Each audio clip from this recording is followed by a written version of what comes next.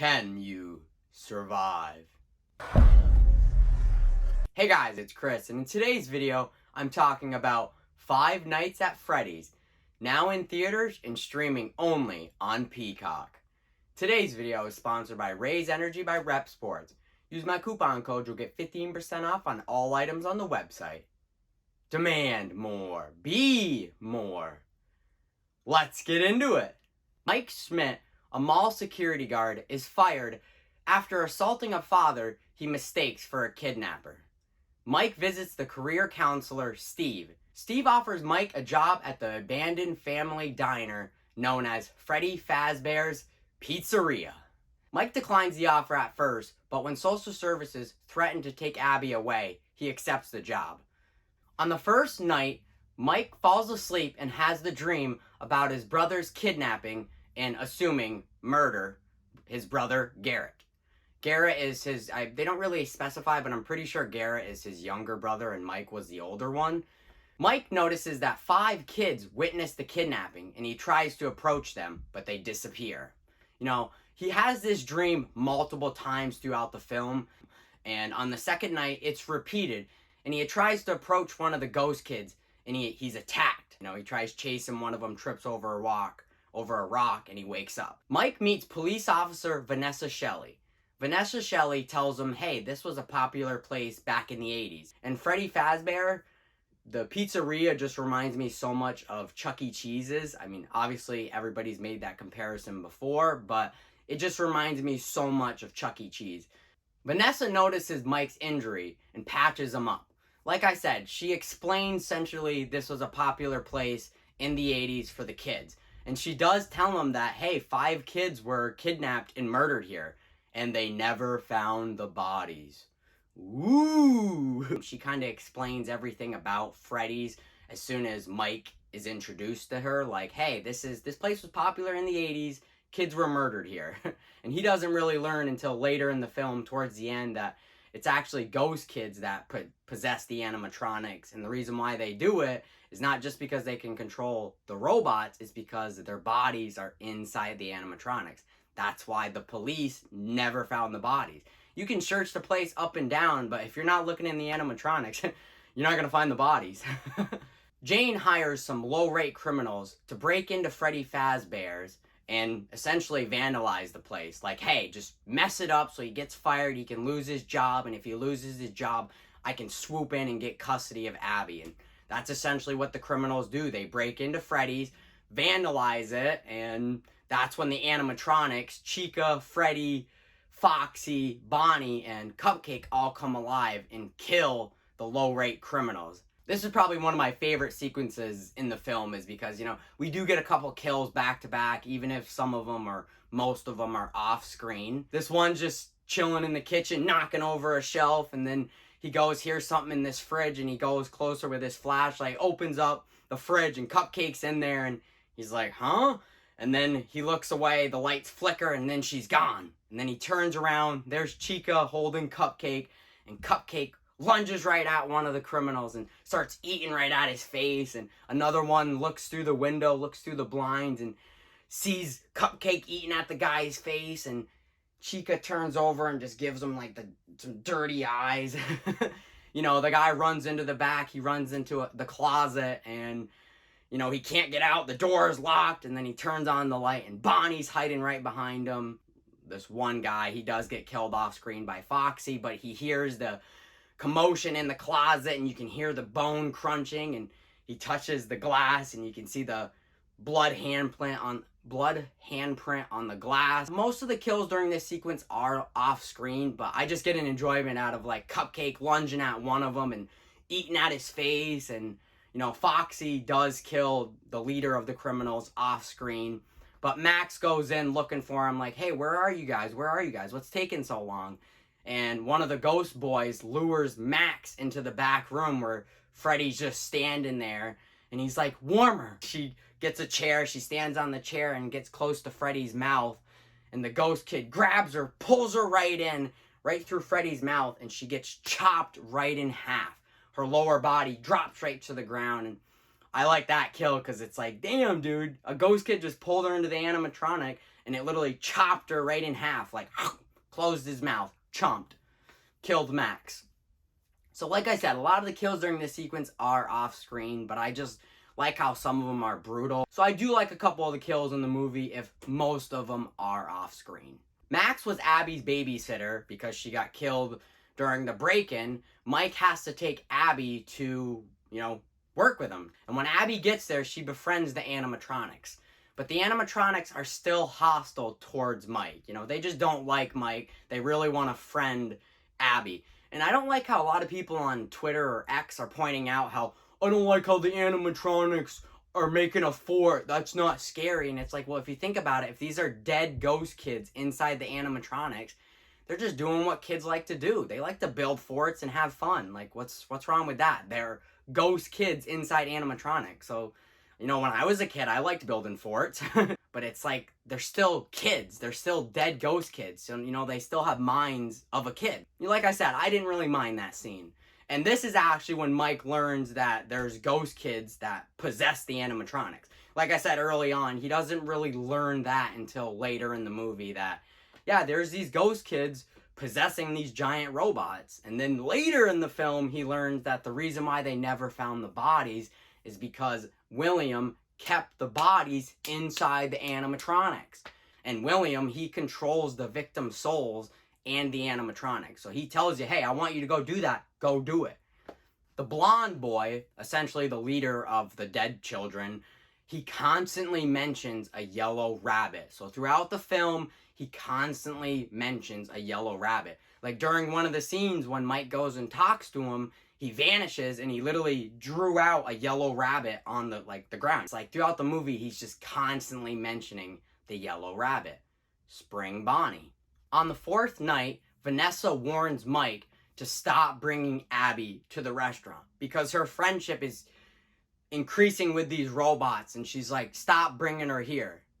Don't do it. And she warns Mike to not bring Abby here anymore. Mike goes to the pharmacy to get more pills because when he arrives there with Abby again and Vanessa's freaking out on him, before then she's like, hey, don't sleep on the job. Throws his pills into this river or whatever, canal. And so he goes to the pharmacy again and gets them, snags them right out of the pharmacy's hand. What an asshole. And then he goes back to the Freddy's during the day and he overdoses on his pills. So he's doing that dream sequence again. Earlier in the film, Mike tells the ghost kids, or especially the blonde boy, like, hey, I will do anything for my brother. I will do anything for my brother.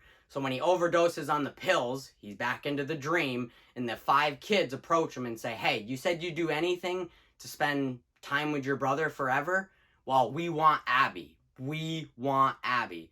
And at first, he's kind of like, no, I'm not going to give you Abby. That's my sister. Is it really worth it? I'm not going to give you my sister so I can spend all this time with my brother forever. He realizes he made a mistake. Yeah, he misses his brother, but he doesn't want to do it. He doesn't want to lose his sister. After the dream sequence, when he wakes up, he's trapped in this saw-like trap where it's Freddy's mask slowly pushing in and all these blades are spinning around, and you do see it during the opening kill, and you know that the security guard does die, but it's off screen. So, we do see the trap in the beginning of the movie, but when Mike's in it, he's just like, oh, come on. He's unscrewing the side so he can get out, pushes the button, gets the other handle, and then he gets out, and the machine or the mask is slowly coming in with all these blades wanting to shred his face. Just that part or that trap reminded me so much of a Saw trap. When I saw it, I was like, what the hell is this, Saw? Thought I was watching Five Nights at Freddy's. So that definitely gave me Saw vibes, 100%, that trap. He escapes the device, but he's severely injured by Foxy. Foxy runs at him in that creepy hallway where the lights are flicking, and he's like, ah! And, Mike's trying to push out the door come on, let me go. And Vanessa finds him and patches up his wounds or injuries again. It's like, man, Vanessa, every time this guy's attacked, you're always patching him right up after.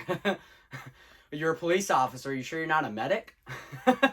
After Mike explains his dream to Vanessa, Vanessa reveals to him that William Afton is her father. It's like, why do you know so much about this place? Is because her dad was the one that murdered all those kids back in the 80s. That's how she knew so much about it. That's how she knew they hid the bodies in the animatronic, because she's the daughter of William Afton. Afton. I'm pretty sure that's how you say his last name.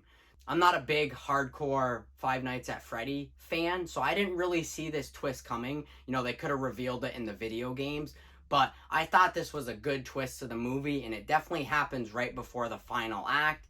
Mike rushes back to Freddy's to rescue Abby, because, you know, they want Abby. Like I said, they really want Abby. Chica attacks Abby, but Mike saves her, and then Abby and Mike are separated. Vanessa gave him like a animal control stun gun or stun stick, and then he gave him a taser, so you just gotta shoot him, and they don't really like electricity because it fries the animatronics. He dumps water all over the stage where Freddy and Bonnie are, and they're electrocuted. He saves Abby from Bonnie putting her into the spring lock trap, or spring lock, which is like these blades that kind of like almost stab right into you. You know, he tases her, he uses the stun stick, puts it right in Cupcake's mouth, stuns them all, you know, tase them. But when Steve shows up, or I should say William, when William shows up, he reactivates them all. He reactivates all the animatronics, because like I said earlier in the video, William, he can control his victims' souls and the animatronics, or the mascots.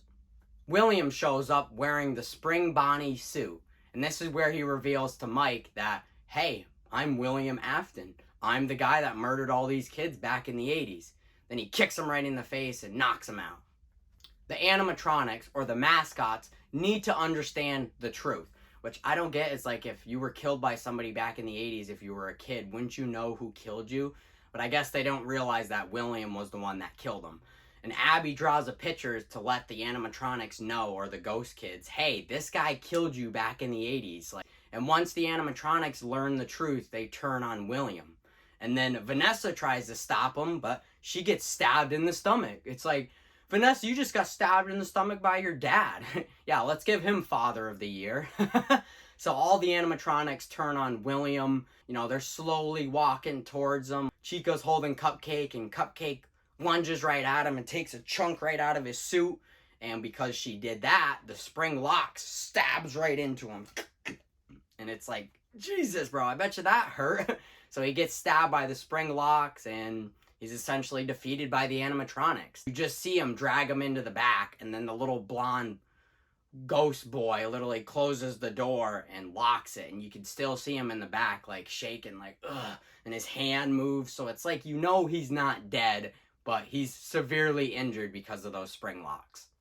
I personally thought the ending was a little anticlimactic, but I did like that twist right before the final act, so I think that kind of makes up for it. Vanessa falls into a coma, and Mike and Abby return to their normal lives. And like I said, I'm not a big Five Nights at Freddy's fan, so I'm not going to get all the Easter eggs. You know, I got a couple of them, but I'm not going to get all the references or Easter eggs like some hardcore fans are. I did like how they threw in that Matt Pat cameo. He's a YouTuber. I like how they put that in there, and he's like, you know, it's just a theory, and it's like, I'm pretty sure that was the guy that did a lot of theories for Five Nights at Freddy's. So like I said, I'm not probably going to get all the Easter eggs like some hardcore fans are, but there are some references for casual fans that I think they'll like too. I don't ever point out the music sometimes in movies, but I really do like the music in this one, especially like the music during the opening credits where it's like all these kids singing. And I don't really think I ever point out music enough in movies, but I do like the music in this one. I'd give Five Nights at Freddy's a B-. Like I said, it's definitely, I think you'll find more enjoyment if you're a hardcore fan. But even if you're not, you're still going to get those little nods and little references. And even the kills aren't bad. Like, they're not too crazy, but it's not bad. And plus, the movie is PG-13, so I'm not expecting bloody, gory fest at the end or the final act, or the kills to be squirting blood or anything like that, or the cuts to be squirting blood. So, you know, the PG-13, you just got to understand the PG-13 rating. Don't expect this to be like a bloody video game adaptation. This movie kind of reminded me of Megan with that aspect, where it didn't need to be blood for it to have an impact. Hardcore fans, I'd recommend go see it in theaters, but just casual fans like me, I would just stream it on Peacock. And, you know, if you have Peacock, I would recommend watching it, especially if you get all the references and the Easter eggs. So if you can tell by the video, I definitely didn't mind Five Nights at Freddy's. And, you know, I'm not a big hardcore fan like some fans are when it comes to Five Nights at Freddy's, but I definitely got some of the references, some of the Easter eggs. I liked how they really expanded or explained the lore a lot. I'm going to be posting this on Halloween, so happy Halloween, and make sure you always check your candy. Be safe out there, and I'll see you in the next one. Peace.